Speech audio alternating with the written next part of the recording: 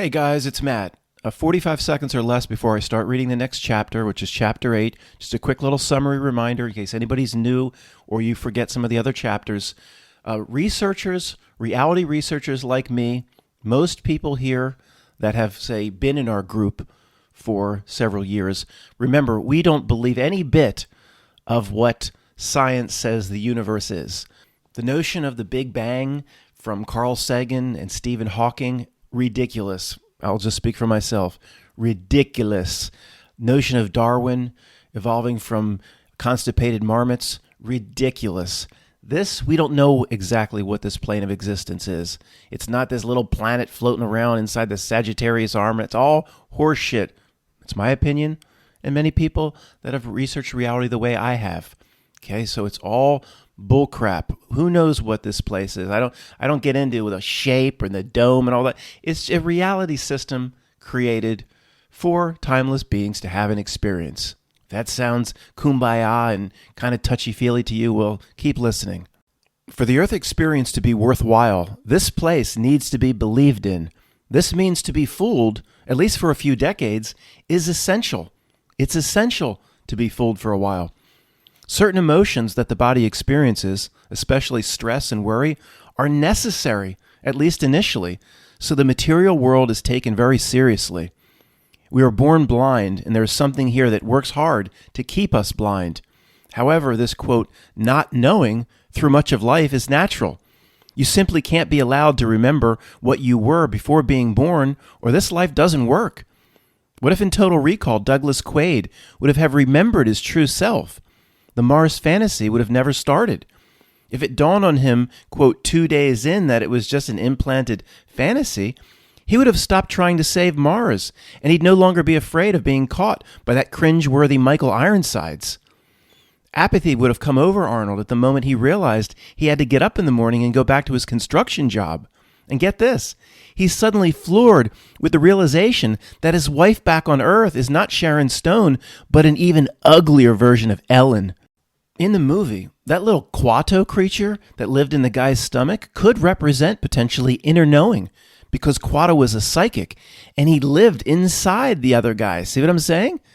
That guy with the Quato in his stomach probably, though, cleaned up at the blackjack tables in Vegas. At the Luxor, he goes and plays $20 tables.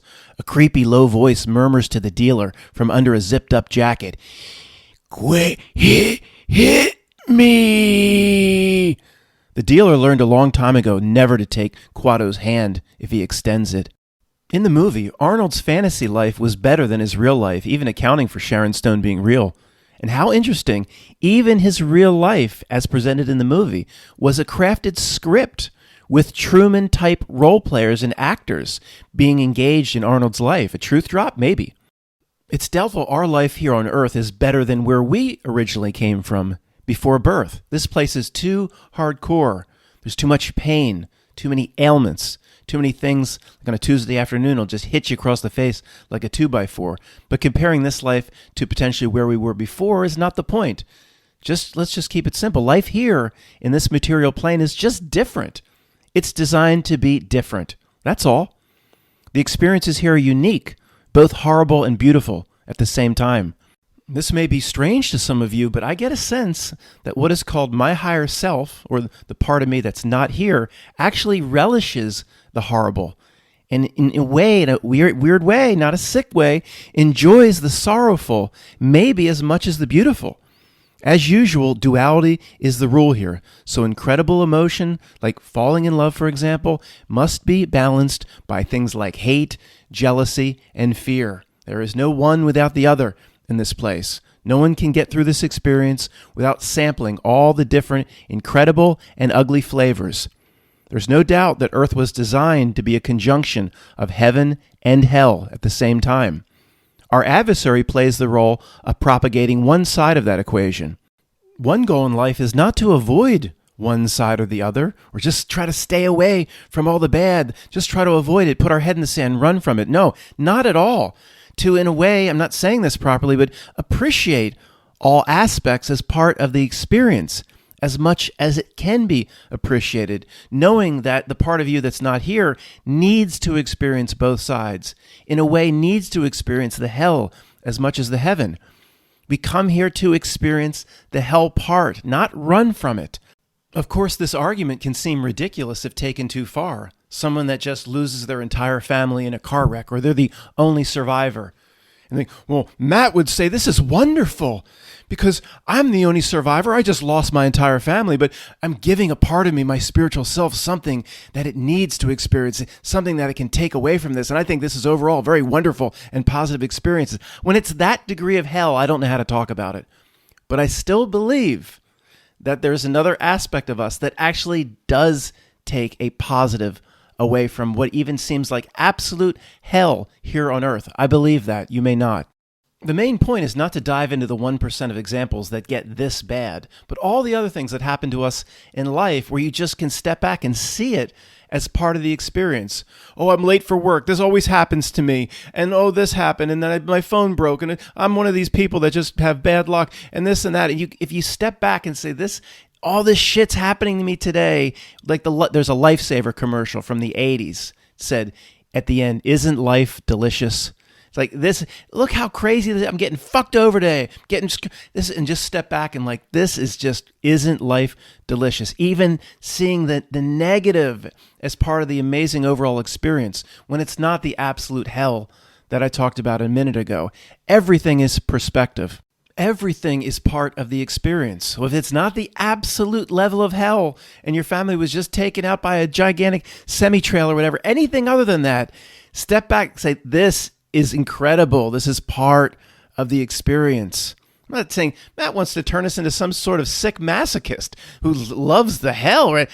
Yeah, it's hard to talk about, but everything is perspective. And through certain perspectives, we can wipe out 90% of what bothers us during the day.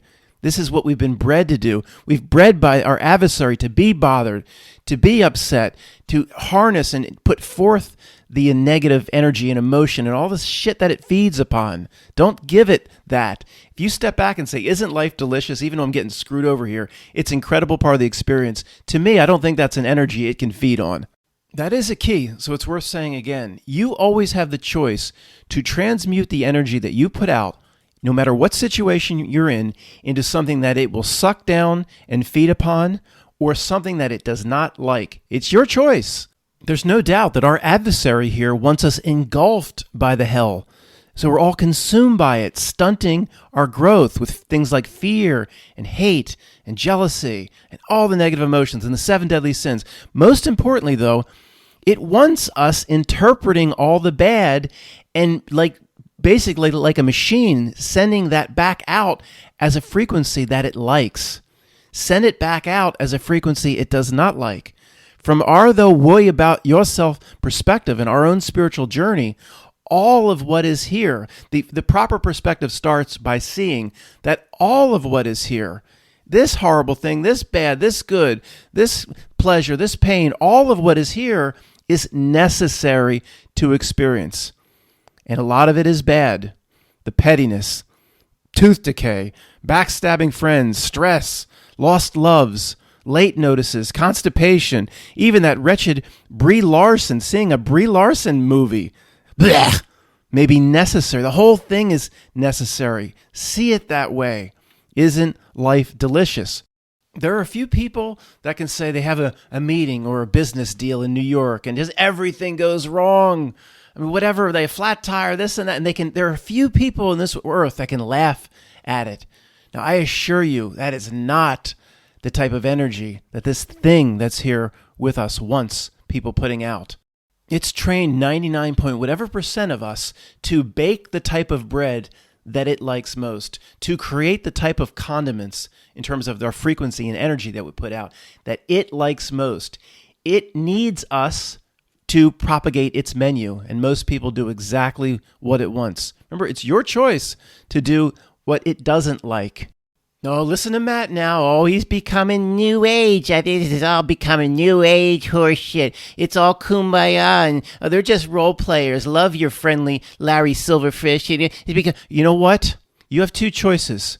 You can actually see what's going on here, or you can just go back to bitch shoot and keep the hate. Keep hate. Oh, it's going to get him. Illuminati. You can see what's going on here and become a greater spiritual being. I'm sorry, I don't know how to talk about this. Does it sound like kumbaya and touchy-feely? There ain't no, it is like touchy-feely. But that's what it takes to evolve into a greater spiritual being. You could just go hate it, get all upset, fear, worry, stress, just keep... there's only one way out. It really is this simple. I don't care how stupid or soft it sounds. I don't mind taking a lead from Jesus in this regard. Why not? I'm not Christian, but seemed to be somebody that carried himself very, very high up. Not that it was not arrogant, like Pontius Pilate or whatever. Who named you Pontius Pilate? What was your mother thinking or whatever? Not that he's saying, I'm better than you. I'm better than you. Not that, no arrogance, just above it all. Above it all. That I haven't studied Jesus for I've read several parts of the Bible. I've been told thousands of things from thousands of people. It's just above it all. A greater spiritual being. We should all carry ourselves that way if we have a certain realization about ourselves. If we truly understood what was going on here, who we really were, we would never get back into the weeds with people. We would never get petty. But we're constantly sucked into it. We all need to do better. The only time I ever think Jesus lost his cool was when he turned over the money changers. That's a truth drop. They're such assholes that even Jesus lost his cool. I don't know if he turned the tables over or what he did. But that's the only time I think he was up on the mountain. I think with Satan, he didn't lose his cool. That's a truth drop. That's how low these money changers and bankers are. As usual, we can back up to a few simple sentences. Our job is to keep everything in perspective and in balance, not to run for what's considered the hell, but to see it as part of the greater experience. Our adversary wants to compound the negative aspects in life, so it blocks our journey. So we ourselves see the negative as more than they really are. Very simple. Don't manifest more hell, but when it shows up, embrace the trials and the tests that it presents. All of it is part of life. It's what you're here for. I don't jump for joy when the bad comes, but I'm far better today than I was just a few years ago at applying the right perspective. Yay, an ingrown toenail. I call all my friends and families, put it on Facebook. No. Okay, here's a recent example. I ripped my rotator cuff in my shoulder the other day. Note, as I wrote here, it's about 2 months after I wrote this. Shoulder's still a mess, but it's 90% better. All right. Here I say, I couldn't move my arm for days. It was far more excruciating than I thought a shoulder injury could be. I couldn't sleep for days. Every position was excruciating. No chance of sleep without constantly popping 2 Advil. I couldn't put a shirt on properly. Every second was some form of torture for about a week. I kept saying to the ceiling, though, here's the part, I kept trying to talk to my higher self like a madman. Can you feel this one, higher self? Are you enjoying this torture as much as I am, or did you take the day off? It's like that in Clear and Present Danger, that drug lord, Zabeta, after he got his little cocaine factory blown up, he's on the damn mound saying, I will come and get you. Do you hear me? Whoever did this will pay. I'm like, higher self, do you enjoy the pain that I suffer down here as much as the positives? And Matt, you're making a fight with your higher self again, just like you did a few weeks ago. This isn't good. I did it a few times. Okay, we're here to experience the pain and the pleasure. Take it in, higher self. Are you feeling what I'm feeling? Okay. The whole point of me trying to communicate with higher self like that, as mad as it seems, is make sure you're getting these experiences, because we ain't doing this again. A long time ago, I made an affirmation saying my higher self, or whatever part of me I don't understand that's not here, can take or should take directly whatever it wants from this experience. And can't be blocked in any way by who knows whatever a mechanism the creeps facilitated. And Matt, what are you talking about? The creeps facilitate a blocking or a connection between us down here and higher self? I have no evidence of that, but I still created the affirmation assuming that possibly could be the case. I don't take anything, quote, for granted. Who knows? Maybe they have blocked a way for higher self to take in the experiences it needs from people here, thus potentially, essentially trapping people until they open the channel back up by realizing there's a block through the affirmation. I don't know that there's a block, but I'm not going to take any chances. I don't underestimate these creeps in any area. So, Matt, just by you allowing it, that would override any block that the creeps put in place? Yes. Why? Because I said so. Now, that sounds arrogant. What that means is the creeps have to operate through a trick. Okay, that means the person that's having the trick played on him or her is in control of everything. That's why they have to operate through a trick. Therefore, the person that has the trick being played on them has the power to break it up, to see through it, to nullify it, to dispel it. So again, I'm just making sure there's a direct connection between higher self, I'll talk to it right now. I still got a little shoulder pain. You feel this? You got an answer for this? You feel this? Take in the experience. Whatever blockage the creeps potentially put on me, I removed it. So Matt, let me get this straight.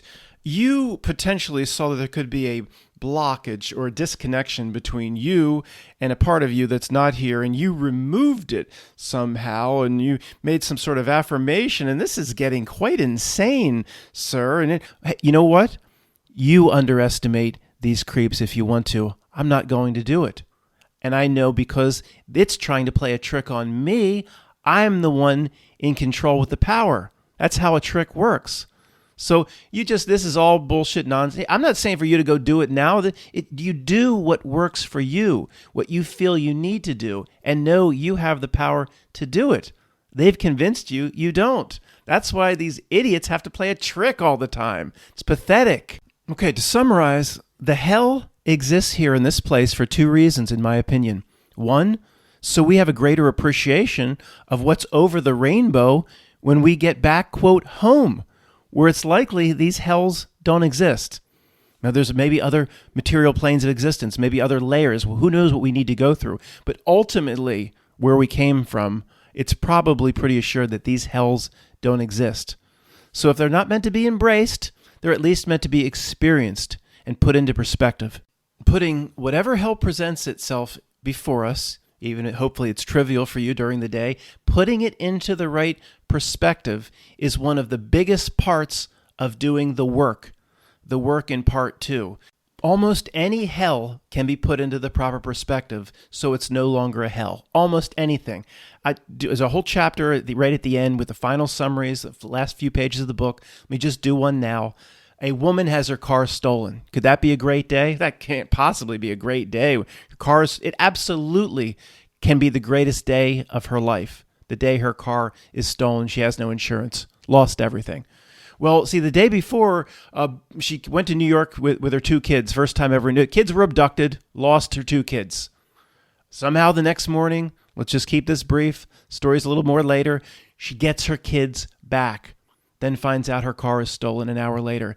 Do you think she cares one bit about the car being stolen? No, it's the greatest day of her life. Matt, you saying we should, whenever hell presents itself, like if we're in a traffic jam, we should pretend we just got our kids back? I'm not saying pretend. You don't have to pretend. No, it's always up to you to put any sort of hell or nuisance into perspective.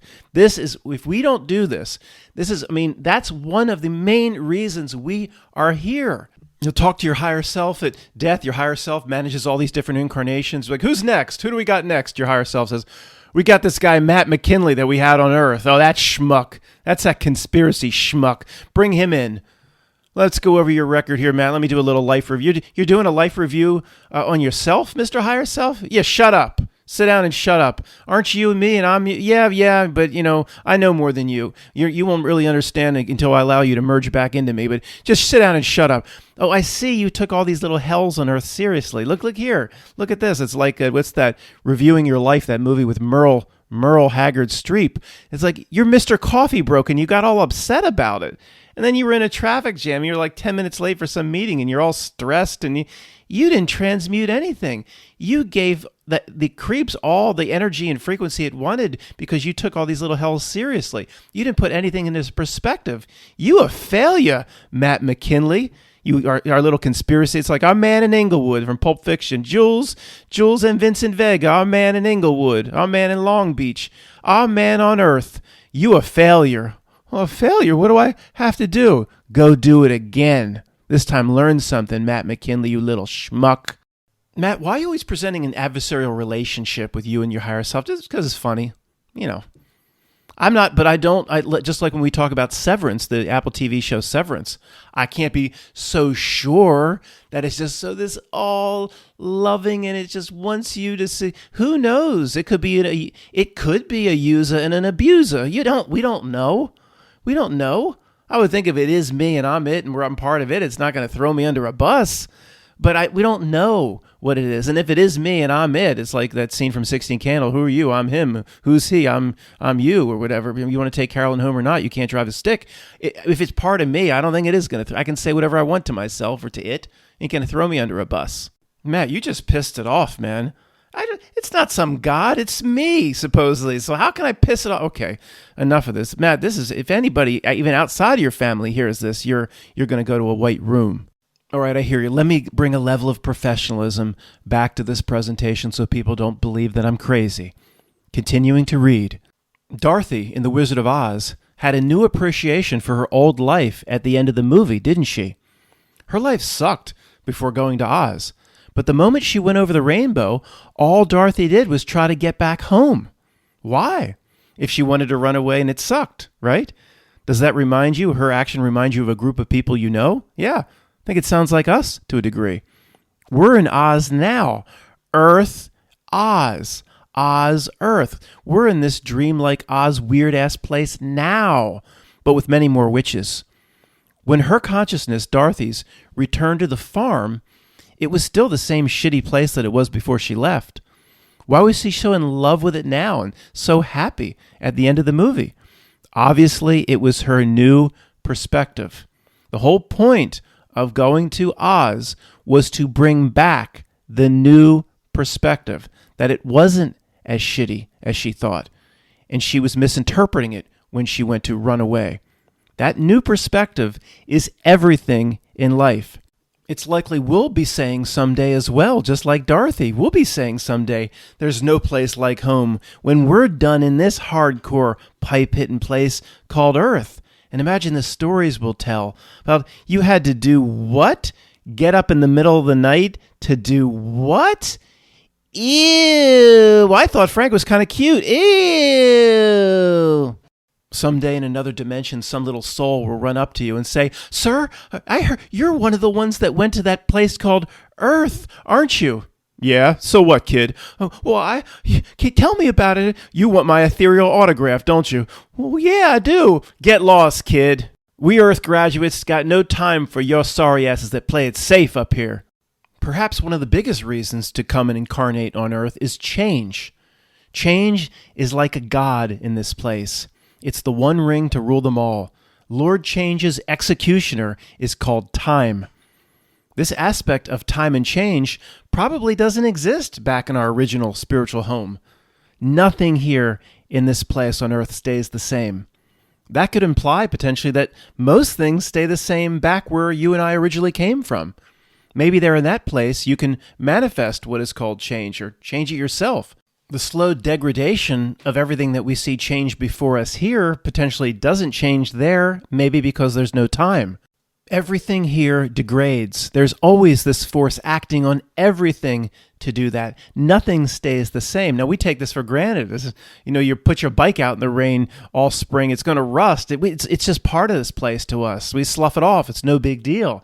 It might be one of the most incredible things to a spiritual being. Don't slough it off as being no big deal. Don't take anything here for granted. If you leave your bike out, I've left a screwdriver out in the rain. I remember the last thing that rusted on me was a screwdriver I left outside. Just in like 3 days, it was all covered in rust. And it just, today I would pick it up and go, look at this, is amazing to me. Look at this.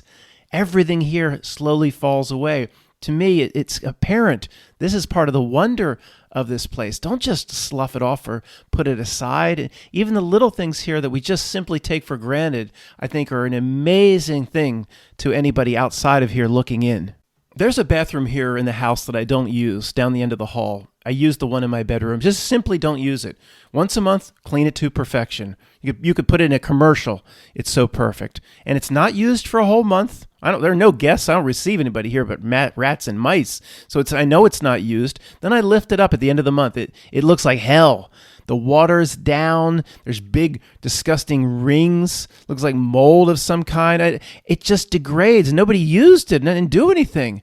So when change happens here via these types of forces that are beyond our control, and that's the other part of the earth experience, all of this, at least while we're in the body, is beyond our control. Is that the truth drop in the John Malkovich's mantra in Dangerous Liaisons? So see the wonder in it. Matt, what?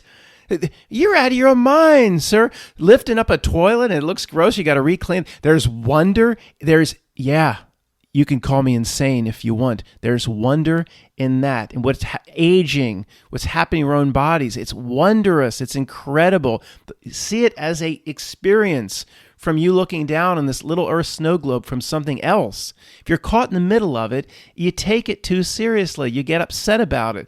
It's everything that this dark reality wants you to do is to get close to it. Get in the weeds. Then it's all believable, and you feed it the energy at once. It's really quite simple. Right now on Earth, you are Dorothy inside Oz. That is an absolute truth drop, that movie, relating to the human experience. Sure, there are Nancy Pelosi green witches here and a barrel full of monkeys, but enjoy every aspect of Oz while you're here. Enjoy as much as you possibly can, as Dorothy did not do, just worried about trying to get home. I bet when Dorothy woke up back in her black and white bed, she wished she had enjoyed that strange place much more instead of just worrying and stressing and the evil witch is going to get me and how do I get home and what's this wizard going to do for me. There was no enjoyment. She didn't stop for a second to smell the roses. She didn't even stop and have a cup of tea in Munchkin Land. You believe that? Did they even offer her any food, though, those cheap little bastards? I don't know. She didn't stop and smell the roses. Dorothy was just worried about getting home from the very moment that her house landed on Hillary Clinton. If change happens in your life that you consider to be bad, know that that is necessary in this place to facilitate the good to a degree, and it also is an essential part of the overall experience. Matt, being late for a meeting is one thing. What about the real, true hell that people experience, even beyond the losing of the family in the car wreck? There are people here that have permanent and total disability. There's someone that's a very important participant in this channel. We'll just call him Josh. Now, there are smart people that will testify that as horrible as Josh's situation is, or others in his predicament, it was likely, this is what they'll testify, it was likely his choice to actually experience this before incarnating to Earth. And as bizarre, as horrible, as impossible as that sounds to some people, what lines up with common sense? Which end of the spectrum resonates with you? On one side, it's all random, right? We came from the Big Bang, and Darwin's real, and you came from Marmot Man, and what Carl Sagan says about the universe is real, and the second law of thermodynamics, everything just goes to entropy. If that's the world, you believe that's the world it is, then Josh just was dealt a bad hand. It's just bad luck. Sorry, buddy. Just bad probabilities.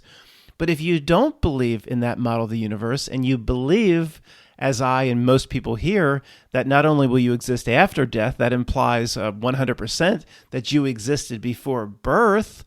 Well, what do you think? They just rolled dice or something? Or before you incarnate, let's see what you get. Let's roll the dice like you're playing in a back alley somewhere. Or you're what is the 8-ball? You shake it up and you're Josh shaking the 8-ball. And remember that thing? It's like some floating thing in liquid. It says, oh, disability. Ah, hell.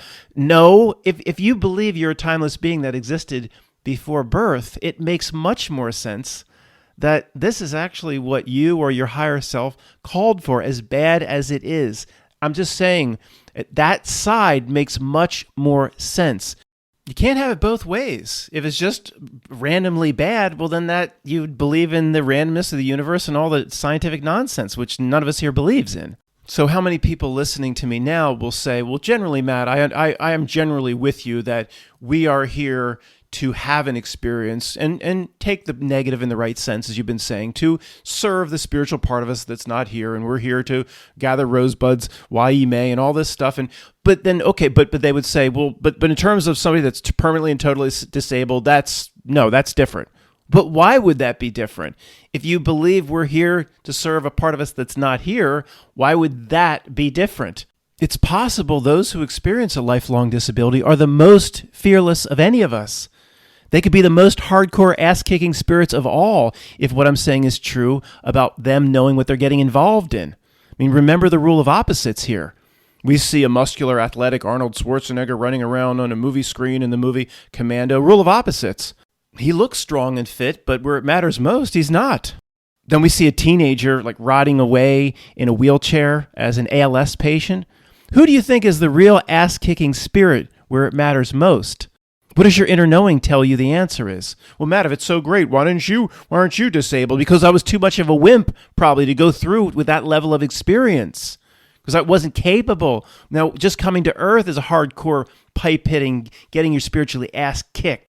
Most of us probably said, well, I'll go to Earth, but no, those levels? No, I'm not going to do that. That level of tragedy, experience that level of hell? No, I'm not going to do that. I think going to Earth is better than what all these other spirits around here. They won't even go to Earth. I'm not going all the way to DEFCON 1, man. We'll keep it about DEFCON 3. To me, that's likely. Because again, I don't see any room between that take on knowing what one is getting involved in, or at least what you call higher self, putting you, what you know of as you, into that situation, versus, well, I don't believe in the other side of it. The Big Bang, Darwin, all the Carl Sagan. I know that that's bullshit. So if I existed before birth, I don't think it was just like a luck of a draw type thing in terms of, there's some smart people here that even say you pick your parents to a degree. And of course, they might not be the same spiritual entity that you are at all. Okay, this needed to be talked about. I'm not here to tell you how to think. These are all exercises in thinking big. Many of you maybe not have considered this before, and you're developing your own perspective or belief set that could be completely different than the way I'm presenting it. Just saying it'd be hypocritical for me to come up here and sing Kumbaya and say, keep everything in the right perspective. When you're late for work in a traffic jam, make the best of it. But not to consider there's real hell that people are going through every day, every hour of every day. Can't pretend that doesn't exist. If it doesn't work in to your general theory, then the general theory is wrong. I'll look to your comments. Maybe there is a middle ground or other perspectives I haven't even considered. From our perspective here on Earth, in this body, nobody would ever want the type of change that I'm just talking about in this segment, like a lifelong disability. But let's just, putting that aside, in all other cases, I can be much, much more confident in this position. Welcome, in the other cases, when it's a lesser event, welcome the bad. Welcome, Lord, change as much as you can. It's one of the reasons you came here to Earth. One of the main things that makes this realm so wondrous is change. Seeing the wonder in a rusty screwdriver, if that's even possible. Belle, my first tortie cat, died in 2018. Boots and Puss, died somewhat recently. Now, the way I viewed their life and death, and my perspective was completely different back in 2018 when Belle died than it is today. The sorrow in general was the same, but the overall experience was much, much different this time. There was something, I don't know what words to use, something like wondrous about the experience and being the witness of such horrible change, recognizing this time that is one of the reasons of going through this experience. Like I've said before, almost like there was a part of me that was, it sounds sick almost, like a masochist, or a part of me or higher self was enjoying the sorrow or relishing the sorrow. And I was like, fine, take it. If you are enjoying this in some way, who knows what it is from the higher self perspective. And the channels were far more open, maybe because of my affirmations. I'm saying, take it, go ahead, take it all in, take what you need, because we ain't doing this again. Tony, who has given me information in this regard many times, who communed with his higher self, never quite sure of his take on this, but it was kind of like, and I'll just express this to you the best that I can, that you and higher self, like as a team, like need to work together for you to exit this game or stop playing, at least on the earth realm or the material plane. Like it's up to higher self, but the higher self needs you to be like, I've done enough, I've seen enough, there's no reason to do this anymore. Get all of us, the collective whole of us, out of these games. Like it was almost like Tony was saying, the higher self can't do it, has the power to do it, but needs the aspect of itself in incarnation to realize, like a team, like both together. Now get us out of here. And that's what that's what I'm banking on going into the moment of death, that it is completely within my control. I ain't worried about no Saturn moon matrix. I ain't worried about no archonic beings trying to come play me a trick to get back in a body. I ain't worried about no bardos. I ain't worried about no go into the light or not go into the light. I will feel I've done enough here and created a entity that can't be tricked anymore. And it's that simple. Why? Because I said so. And that last comment, I mean, that's not directed at you or something, because I said it's directed like at the universe, if you will. Like when I say that because I said so, it means it's complete confidence that the say is up to me. I'm not saying that to you. I mean, I'm going to be sure. The power is up to me. It's all up to me.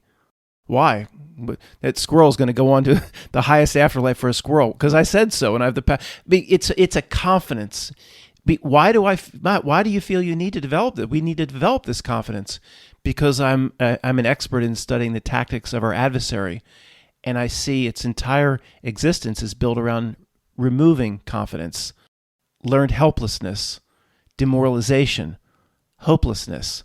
It's doing all of that for a reason. Therefore, if you see the nature of the trick, once again, we're reminded by its own actions, we're reminded all of the power resides in us. It's not just saying that to make ourselves feel good. Why is it doing all that it's doing to try to remove our power, to try to demoralize us so we don't think in these ways? You can see clearly what it's doing. Nothing works as hard as our adversary. Once you see it, it tells you all you need to know about yourself, and that it is all up to us. One more time, reality gives itself away through the actions of the creeps. Without the actions of these creeps, we would be lost. It's told us so much about who we really are. I don't think they even understand that's one of the aspects of their roles. Anyway, guys, I just broke this chapter in half. There's a lot more. I'll just call it the next chapter up. Thanks for listening.